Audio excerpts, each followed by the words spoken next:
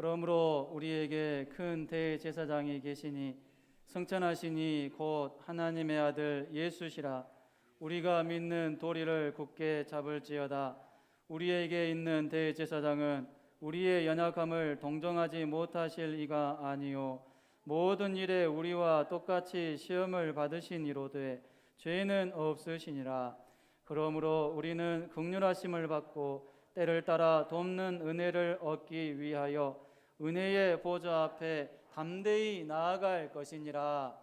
아멘. 옆 사람에게 인사합시다. 잘 오셨습니다.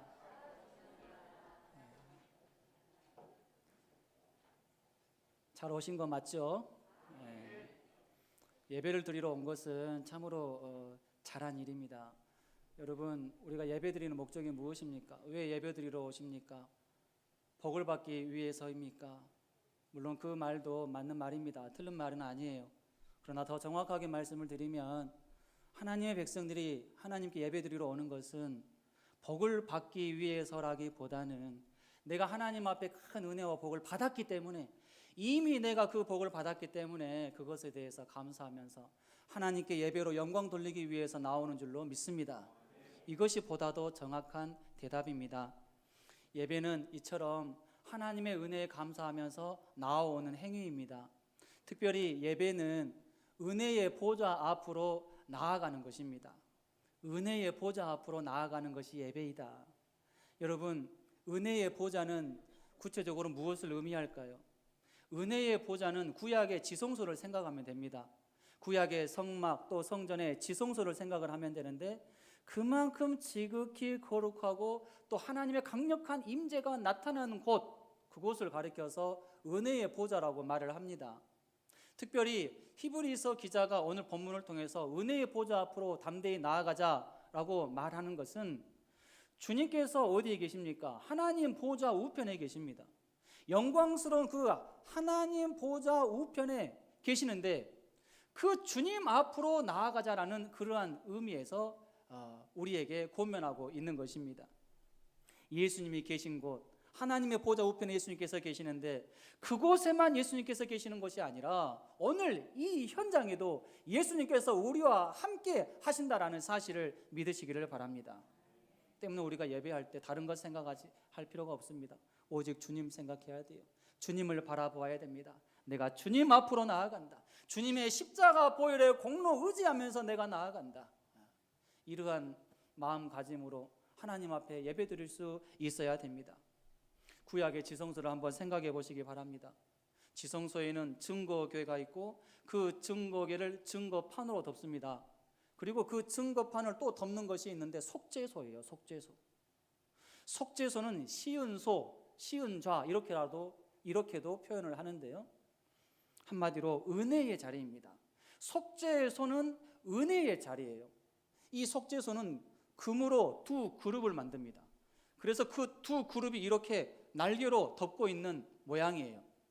그것을 가리켜서 속죄소라고 하는데 은혜의 자리라고 말을 합니다. 구약의 대제사장은 우리가 잘 아는 것처럼 이 지성소에 자주 들어갈 수가 없어요. 1년에 한 차례 들어갑니다. 그것도 대속죄일에 1년에 한 차례 들어갈 수 있는 곳, 그곳이 바로 지성소죠. 그리고 지성소에 들어가게 되면 속죄소 앞에서 온전한 제사를 드리고 그곳에서 대제사장의 죄가 사함받고 온 백성들의 죄가 그곳에서 사함을 받게 되는 것입니다. 이 속죄소를 가리켜서 은혜의 자리라고 합니다. 은혜의 자리. 여러분, 그런 의미에서 우리가 이 은혜라고 하는 단어를 잘 묵상해야 됩니다. 속죄소가 덮고 있어요. 이 속죄소를 통해서 죄가 사함받습니다. 죄가 분명히 있는데 죄 없다라고 인정해 주시는 거예요. 덮어주시는 은혜가 임하는 곳, 이곳을 가리켜서 속죄소라고 말하는 것입니다. 여러분, 예배는 이 속죄소의 자리, 은혜의 자리로 나아가는 행위임을 믿으시기를 바랍니다. 하나님 앞에서 부족한 모습으로 한 주간을 사셨습니까? 그렇다 할지라도 예배의 자리로 나올 때, 우리가 주님을 바라보면서 믿음으로 예배할 때 우리의 연약한 부분을 주님께서 다 덮어주시는 이러한 은혜가 임한다라는 사실을 믿으시고 더욱더 힘있게 은혜의 자리로 나아오실 수 있기를 바랍니다. 은혜의 보좌 앞으로 나올 수 있다라고 하는 것은 엄청난 특권입니다. 정말로 이것을 특권으로 여겨야 돼요. 여러분, 구약의 대제사장은 1년에 한 차례 들어갈 수 있다니까요. 지성소에 1년에 한 번밖에 들어가지 못해요. 들어가고 싶어도 못 들어가는 곳 지성소입니다. 이것을 생각을 할 때 또 믿음이 연약한 성도들은 이렇게 생각할 수 있을 것입니다. 편했겠다. 1년에 한 차례만 지성소에 들어가고 제사를 드리면 참 편했겠다. 어느 날에도 1년에 한 번만 은혜의 자리로 나아가면 참 편하겠다. 이런 생각을 하신 분들도 계실 줄로 압니다. 그러나 이렇게 말씀하신 분들은 왜 그런 말씀을 하실까요? 이 은혜의 자리가 얼마나 영광스러운 자리인지, 이 은혜의 자리 지성소에서 특별하게 하나님과 만나는 그 시간이 얼마나 귀한 시간이고 복된 시간인지를 모르기 때문에 그렇게 1년에 한 번만 지성소에 들어가면 편했겠다. 오늘날에도 예배를 그냥 가끔씩 한 번씩만 드리면 편하겠다. 이렇게 말하는 것입니다. 여러분, 정말로 은혜의 자리가 나에게 있어서 너무나도 감격스러운 자리이고 영광스러운 자리이고 주님께서 계신 그곳이라고 한다면 여러분, 우리에게 어떤 마음이 있을까요? 할 수만 있으면, 시간이 된다라고 하면, 또 시간이 없어도 최선을 다해서 그 자리로 나아오고 싶은 그런 마음이 있지 않겠습니까? 우리에게 이러한 간절한 마음이 있기를 소망합니다. 은혜의 자리로 억지로 마지못해서 나오는 것이 아니라 정말로 감격해서 주님의 은혜를 생각할 때마다 주님께서 강력하게 임재하시는 그 현장에 내가 있어야 되겠다. 이러한 사모함으로 나올 수 있는 우리의 믿음이 되었으면 정말로 좋겠습니다. 반드시 그러한 마음가짐 또 자세가 우리에게 있어야 될 줄로 믿습니다. 여러분, 신약의 우리 그리스도인들은 이러한 특권을 누리고 있어요. 구약의 대제사장은 들어가고 싶어도 1년에 한 번, 그것도 대제사장만, 일반 백성들은 도무지 들어갈 수가 없는 곳이에요. 대제사장조차도 1년에 한 번밖에 들어갈 수 없는데 우리 신약시대의 주님의 자녀들, 그리스도인들은 언제든지 하나님과 대면할 수 있는 거예요. 언제든지 지성소의 은혜의 자리로 나아갈 수가 있는 것입니다. 예수님께서 십자가상에서 달려 죽으실 때 휘장이 위에서부터 아래로 찢어졌어요. 이게 완전히 이제 해방이 되어졌습니다. 언제든지 모든 주의 백성들은 다 은혜의 자리로 지성소의 자리까지 나아갈 수 있게 되었다라는 이 사실을 우리에게 확실하게 보여주시는 것이죠. 여러분, 날마다 지성소 앞으로 또 속죄소 앞으로 나아가는 것을 귀찮게 생각하시지 않기를 바랍니다. 이것은 귀찮아할 일이 아닙니다. 절대로 귀찮아할 일이 아니에요.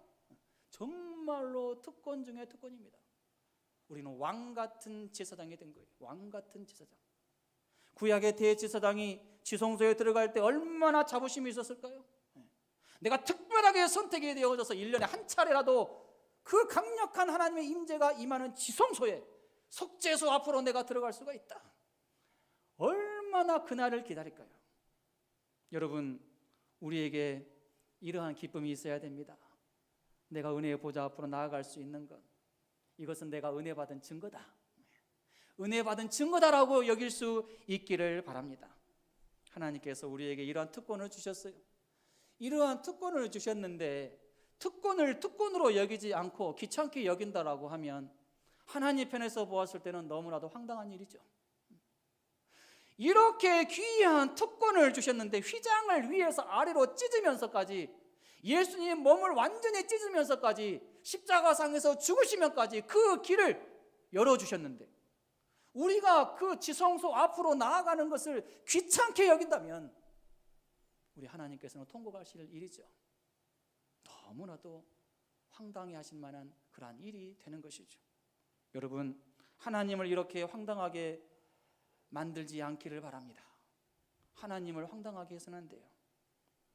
여러분, 최근에 청와대가 개방이 되었어요. 구청와대라고 해야 되겠네요. 이제 새로운 청와대가 용산에 이제 마련이 되었으니까 구청와대가 왜 특별한 곳으로 생각을 하면서 많은 사람들이 관람을 신청을 하고 그곳을 방문하고 또 이제 그곳을 관람을 할까요? 그곳의 대통령, 왕과 같은 대통령이 그곳에서 오랜 세월 동안 지냈기 때문이죠. 그래서 그곳이 개방이 되어져서 심지어는 대통령 가족만이 특별하게 누릴 수 있는 그 관저까지도 개방이 되다 보니까 많은 일반 백성들이 그 관저를 보는 것만으로도 정말로 감격하고 우리가 참 특별한 혜택을 받고 있다, 이렇게 지금 생각을 하고 있는 것 아니겠습니까? 만약에 청와대에 대통령이 살고 있지 않다면 그 청와대가 그렇게 비밀스러운 곳이 되지 않고 우리에게 특별한 곳으로 여겨지지 않겠죠. 그런데 그동안 약 70년 동안 이 청와대의 대통령이 그곳에서 생활을 해왔기 때문에 그것이 특별한 곳으로 여겨지게 되고 그 특별한 곳, 비밀스럽게 여겨지는 그곳을 내가 관람을 할 수 있게 된 것으로 인해서 감격하는 사람들이 많은 것입니다. 여러분, 하물며 은혜의 보좌이겠습니까? 은혜의 보좌, 하나님의 임재가 강력하게 있는 곳, 예수님께서 하나님 보좌 우편에 계시는데 그 은혜의 보좌, 은혜의 보좌가 청와대보다 못한 곳이겠습니까? 주님께서 강력하게 임재하시는 그곳, 오늘날 교회 안에서 우리가 예배할 때 주님께서 강력하게 임재하시는데 그곳이 청와대보다도 못한 곳이겠습니까?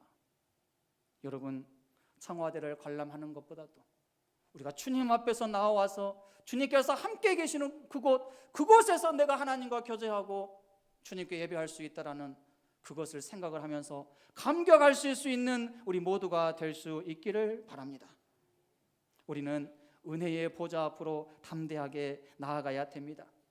왜 은혜의 보좌 앞으로 담대히 나아가야 될까요? 바로 예수님께서 큰 대제사장이 되시기 때문입니다. 큰 대제사장입니다. 구약의 대제사장은 많았어요. 사람 대제사장은 많았습니다. 참 많았어요. 그러나 예수님은 구약의 그 어떠한 대제사장과 차별되시는 그러한 분이십니다. 모든 면에 있어서 감히 비교가 안 되는 그러한 큰 대제사장이 되시는 것입니다. 어떤 면에서 그렇게 차이가 날까요? 우월성 면에서 차이가 있습니다. 우월성 면에서 그 어떤 사람 대제사장과 비교가 안 된다라는 것이죠. 오늘 본문에 보면은 예수님은 어떤 분이신가라고 말씀을 하실 때 승천하시니 그랬습니다. 승천하시니, 예수님은 승천하신 분이시다, 이렇게 말씀을 하고 있어요. 여러분, 예수님께서 이 땅에 태어나시고 또 이 땅에서 사시고 십자가상에서 못 박혀 죽으셨습니다. 죽으시고 사흘 만에 부활하셨어요. 3일 만에 부활하셨어요. 그리고 부활하신 몸으로 승천하셨습니다. 할렐루야. 천하 사람 중에 이렇게 하늘로 올라간 사람 아무도 없습니다. 정말로 그래요. 죽었다가 다시 부활해서 부활한 몸으로 하늘로 승천한 사람 있습니까? 없어요. 우리가 성경 인물 가운데 승천한 사람을 꼽으라고 하면 에녹을 들 수가 있고 엘리야를 들 수 있습니다. 그러나 에녹과 엘리야도 예수님과 비교 대상이 될 수가 없어요. 왜냐하면 에녹과 엘리야는 죽은 적이 없습니다. 죽었다가 살아난 적도 없어요. 그리고 그 상태로 부활한 몸으로 승천한 적이 없습니다. 예수님과 비교가 안 되는 거예요. 예수님은 죽었다가 부활하셔서 부활의 몸으로 승천하셨습니다. 우월성 면에서 이게 비교가 안 되는 거죠. 또 어떻습니까? 여러분, 예수님은 하나님 보좌 우편으로 승천하셨습니다. 할렐루야. 하나님 보좌 우편으로. 여러분, 천하 사람 중에 그 어떤 사람도 천국에는 들어갈 수는 있겠죠. 천국에는 믿음을 가지면 천국에는 들어갈 수 있어요. 그러나 하나님 보좌 우편으로 올라가신 분은 예수님밖에 없어요. 믿으십니까? 예수님밖에 없습니다. 예수님만이 하나님 보좌 우편으로 승천하신 분이셔요. 그렇기 때문에 우월성 면에서 큰 차이가 나는 거죠. 또 어떤 면에서 구약의 대제사장들과 차이가 있을까요? 초월성 면에서 차이가 있습니다. 초월성 면에서 구약의 대제사장의 사역은 성전 안에서, 성막 안에서만 이루어졌습니다. 그리고 살아있을 때 자기가 대제사장으로 지금 임명받았을 그 기간 동안에만 대제사장으로 사역을 했고 쓰임받았어요. 죽으면 죽으면 사역은 중단됩니다. 다른 사람들에게 넘어가는 거죠. 그러나 예수님은 어떻습니까? 이 땅에서 대제사장의 사역을 감당하셨습니다. 이 땅에서 그렇게 사역을 하시다가 죽으셨고, 하나님 보좌 우편에 올라가셔서 하나님 보좌 우편에서도 대제사장의 그 사역을 감당하시기 때문에 이러한 면에서 완전히 차이가 있다라는 것입니다. 예수님은 이 땅을 초월해서 하늘나라에서도 하늘에서도 사역하시는 이러한 초월적인 사역을 하시는 분이십니다. 그렇기 때문에 예수님은 큰 대제사장이 되실 수가 있는 것입니다. 또한 예수님은 탁월하게 사역하셨습니다. 탁월성 면에서 비교가 안 돼요. 다른 어떤 대제사장과 비교가 안 됩니다. 여러분, 예수님은 어디에서 일하십니까? 지금 하나님 보좌 우편에서 일하고 계셔요. 어디에서 일해요? 하나님 보좌 우편에서 지금 일하고 계신다니까요. 그리고 누구와 함께 일하십니까? 아버지 하나님과 함께 일하고 계십니다. 할렐루야. 또 예수님은 언제까지 일하십니까? 영원 전부터 영원까지 일하시는 분이십니다. 얼마나 탁월하게 일하시는 분이신지 모릅니다. 그 어떠한 대제사장도 이렇게 일하는 사람 없잖아요. 오직 예수님만이 이렇게 일하셨고 또 일하고 계시고 앞으로도 그렇게 일하실 것입니다. 히브리서 13장 8절에 예수 그리스도는 어제나 오늘이나 영원토록 동일하시니라 이렇게 말씀하셨습니다. 영원토록 동일하게 사역하시는 그 예수님, 얼마나 탁월하신 분이십니까? 예수님께서 얼마나 사역을 잘하십니까? 여러분, 내가 누구 옆에서 일을 하는가, 이게 중요하죠. 내가 소위 빽이 있다라고 얘기를 하면 그렇게 말하는 사람들 어떤 근거로 그렇게 말을 합니까? 내가 실력이 있고 능력이 있고 권력이 있는 사람 옆에서 일한다. 내가 그 사람을 알고 있다. 내가 지금 그 사람과 함께 일한다. 그것을 근거로 해서 내가 빽이 있다, 나에게 파워가 있다, 나에게 잘 보여라, 그러면 나를 통해서 도움을 입을 것이다, 이렇게 말하는 것 아닙니까? 사람들도 이렇게 누구 옆에서 일하는가, 누구와 함께 일하는가, 어디에서 일하는가, 이거 따지면서 그것이 곧 권세가 되고 그것이 곧 힘이 되는 것처럼 우리 그리스도인들은 바로 예수님께서 나의 힘이요, 나의 방패요, 나의 피난처다라고 고백할 수 있어야 될 줄로 믿습니다. 청와대 조직이 개편이 되었습니다. 청와대 조직에 들어간 사람들은 모르긴 몰라도 엄청난 자부심이 있겠죠. 또 알게 모르게 막강한 권력 행사를 하게 될 것입니다. 그러나 아무리 지금 청와대 그 조직 개편에 포함이 되어 있고 안으로 내가 들어갔다 하더라도 한계가 있잖아요. 정권이 또 바뀌면 이제 계속 그 일을 할 수가 없습니다. 5년 안에 대부분 다 교체되겠죠. 또 책임이 따르겠죠. 실수도 많을 것입니다. 부작용도 많겠죠. 그러나 예수님은 어떠십니까? 예수님은 중보자 되시는 분이십니다. 유일한 중보자 되시는 분이십니다. 한계가 없어요. 한계가 없어요. 사역에 한계가 없습니다. 이 땅에서도 완벽하게 사역하셨고 지금 하나님 보좌 우편에서도 우리를 위해서 친히 기도하시면서 완벽하게 탁월하게 사역하고 계시는 것입니다. 그 누구도 할 수 없는 일을 오직 예수님께서 지금 그 일들을 하고 계시는 거예요.